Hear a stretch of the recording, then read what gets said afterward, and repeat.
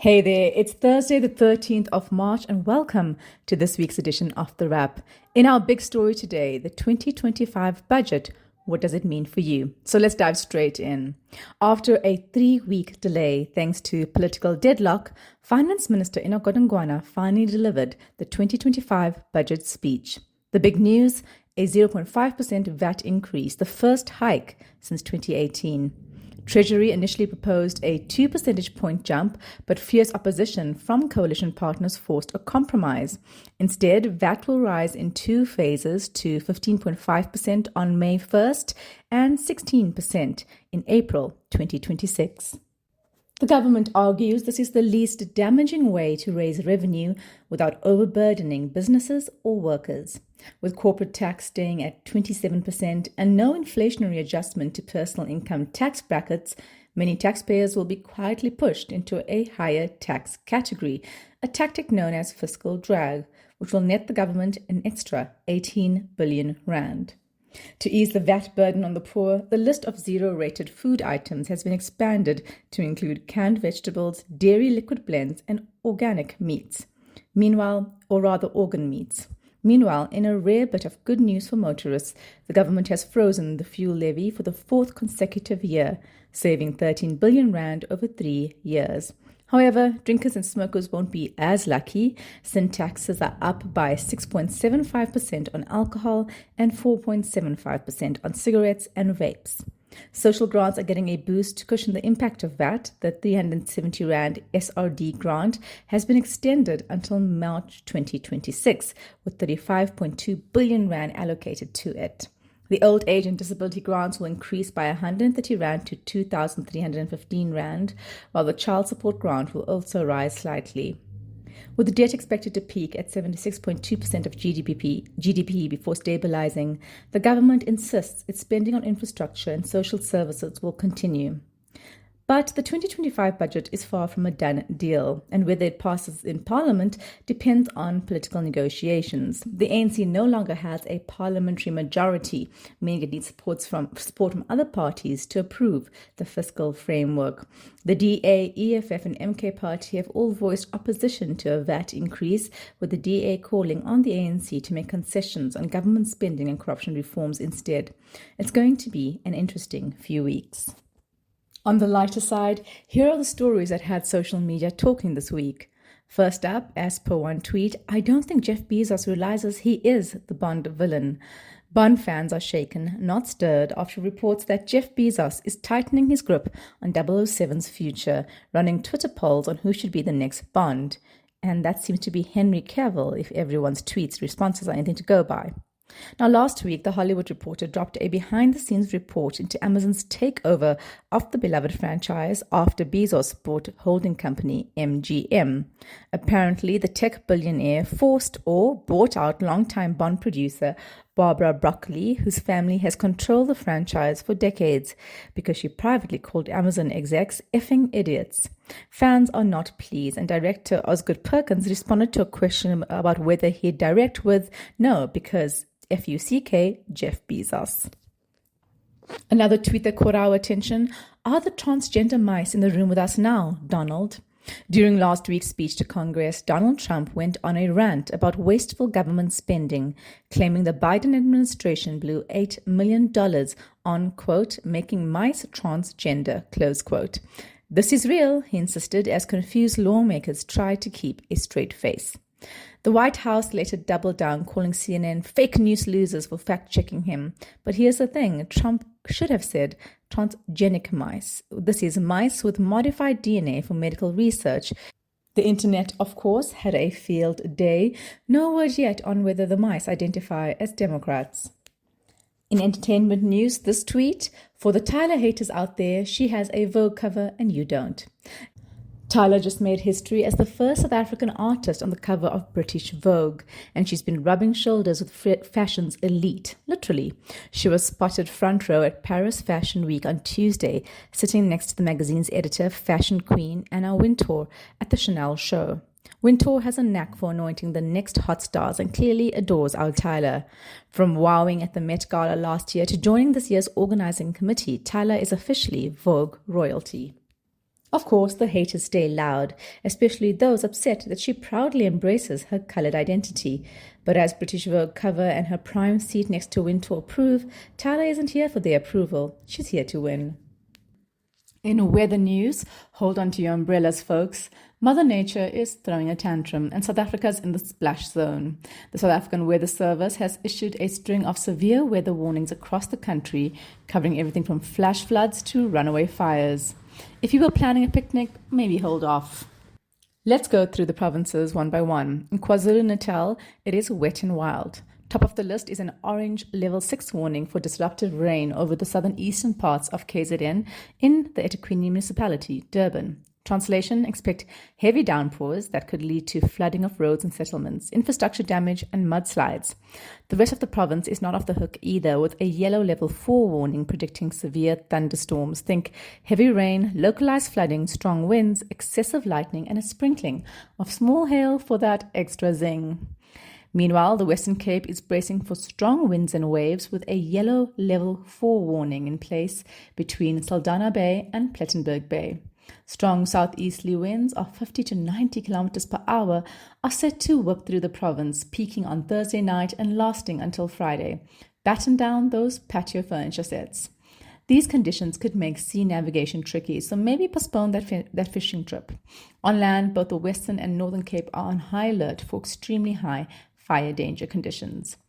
Meanwhile, other provinces are equally thunderstruck. The stormy mood extends to the southeastern parts of the Northern Cape, southern Free State, areas along the Lesotho border, eastern northwest, Gauteng, southern Limpopo, and most of Mpumalanga.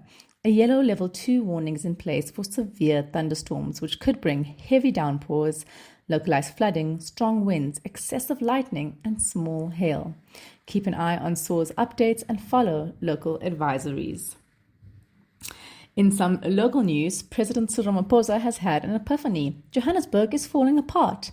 The same Johannesburg where he owns a home, regularly attends ANC meetings at Luthuli House, and presumably drives through occasionally. Yet it took the looming G20 summit in November for him to officially acknowledge the city's crumbling infrastructure, pothole-ridden holes, and trash-filled sidewalks. Ramaphosa took a late-night drive through the city and was shocked at what he saw. Quote, I longed to see the beautiful contours of the city, but I saw nothing, close quote.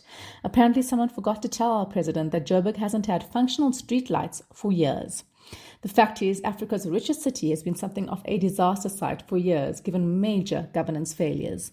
There have been dramatically shifting political alliances ever since no single party won a majority in Gauteng back in the 2016 municipal elections, or rather in Johannesburg, leading to a revolving door of coalition mayors with allegations of corruption and poor financial management. Ramaphosa's answer, announced last Friday, is the Presidential Johannesburg Working Group, tasked with fixing governance, stabilizing utilities, rejuvenating the inner city, tackling crime, and more. A year ago, Ramaphosa launched a similar initiative in eThekwini, which he says has seen steady improvement in business confidence. Some business leaders in Durban have agreed with this assessment. The DA in the city has said removing the previous mayor has helped, but the coastal city is still battling major water issues. Back in Joburg, the group has been given 2 years to turn things around. We've seen this before, most notably in the run-up to the 2024 FIFA World Cup. Roads were resurfaced and new transport systems like the Gautrain and Ria Vaya rolled out. But once the final whistle blew, many of those projects were neglected. So, opposition voices are skeptical. DA Gauteng leader Salim Simanga dismissed the initiative as a PR stunt, calling for skills and lifestyle audits of Johannesburg's leadership instead. Cape Town Mayor Jordan Hill-Lewis cheekily offered to host the G20 in his city, which has won numerous tourism awards, although criticized for being unaffordable for many locals. With only 8 months to go until the G20, Gauteng, or rather Johannesburg's cleanup effort, will be a race against time. Back in international news, Elon Musk has once again found himself at the center of controversy, this time over Starlink, his satellite internet service. The billionaire who left South Africa decades ago claimed on X, formerly Twitter, that Starlink is being blocked from operating in our country because he's not black. His comments made on Friday set off a social media firestorm, with some South Africans laughing off his claim and others calling him out for misinformation. The real issue: South Africa's telecom laws require foreign-owned companies in key sectors to have 30% local equity ownership by historically disadvantaged groups, HDGs, including Black South Africans, women, and people with disabilities. It's part of our country's Black economic BEE policy, empowerment policy, designed to level the economic playing field after apartheid. Musk, who owns SpaceX, which in turn owns Starlink, has not budged on selling local equity. SpaceX is not listed on the stock market. Musk is estimated to own a 42% stake in the company, while employees and venture capital investors own the rest of the company's shares. In stark contrast, other international companies like Amazon's Web Services and Vodafone have complied with South Africa's BEE rules to operate and build thriving businesses locally.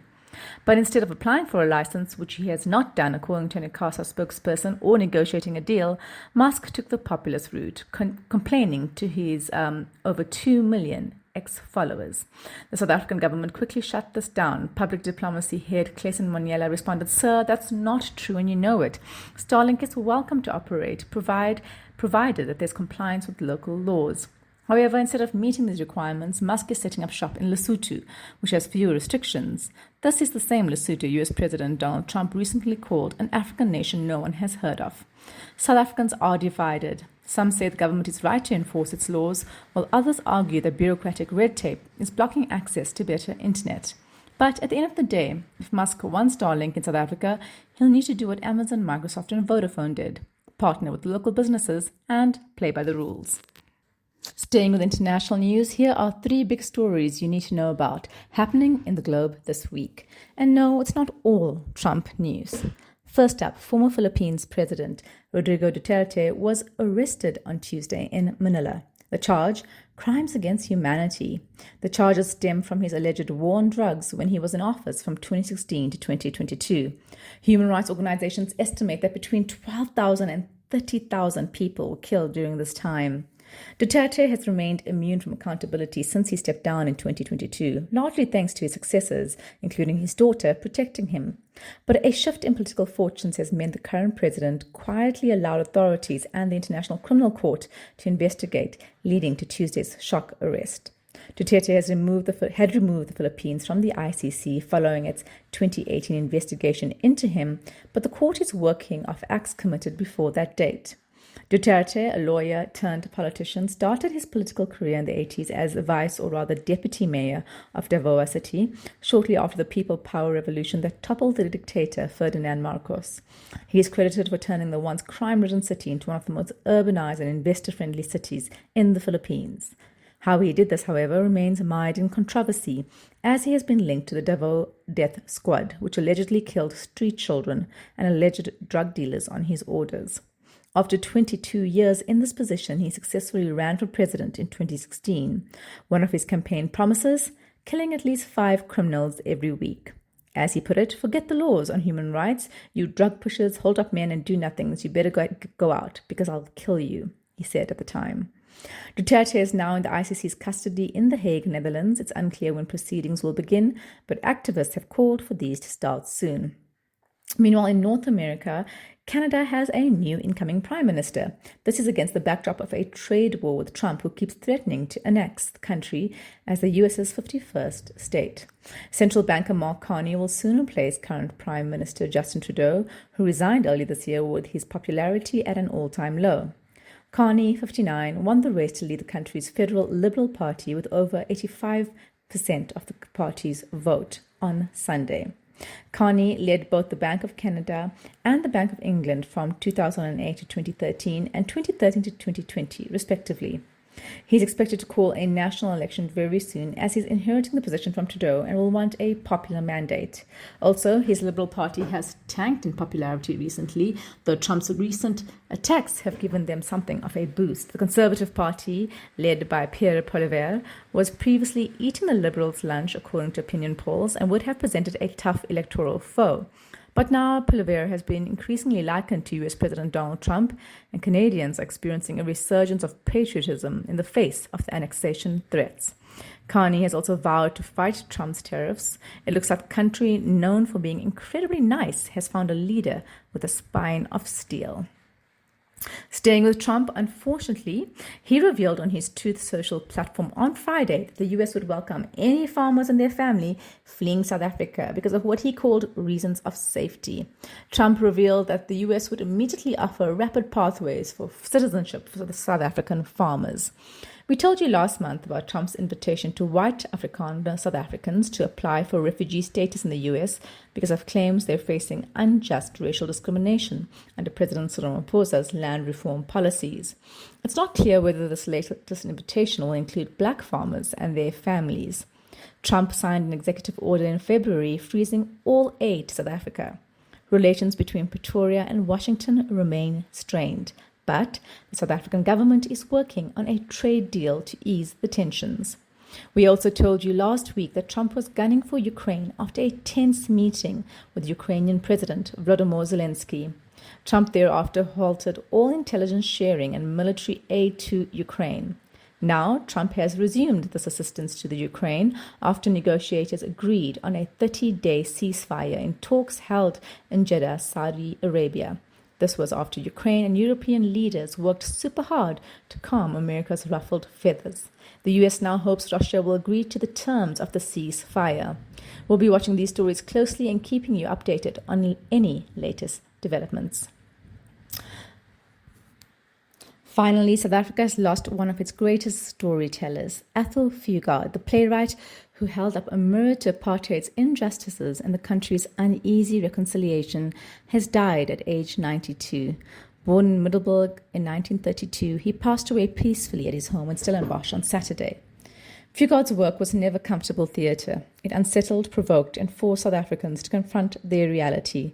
The Blood Knot in 1961 delved into racial identity. Sizwe Banzi is Dead in 72 exposed the dehumanizing past laws, and The Island in 73 depicted the harrowing life of political prisoners on Robben Island. His defiance was not just in words, but in how he staged them. At a time when black and white actors were barred from working together, he co-founded a multiracial theatre group, the Serpent Players, operating in secret and performing in black townships under constant surveillance from the apartheid government. His refusal to comply with apartheid policies led to censorship, revoked passports, and official condemnation. But he never backed down. He collaborated closely with black actors like John Carney and Winston Nchona, crediting them as co-creators of Sizwe Banzi's Dead and The Island, a radical move at a time when black artists were often sidelined or exploited. Despite the risks, his impact endured. His Oscar-winning Tsotsi proved his stories were universal, while his 2011 Tony Lifetime Achievement Award cemented his global influence. Fugard was painfully aware of his privilege as a white South African and wrestled with it in his work. In a BBC interview in 2010, he warned that South Africa still needed fearless writers. The present society in South Africa needs the vigilance of writers every bit as much as the old one did. It is a responsibility that young writers, playwrights, must really wake up to and understand that this responsibility is theirs, just as it was mine and a host of other writers in the earlier years.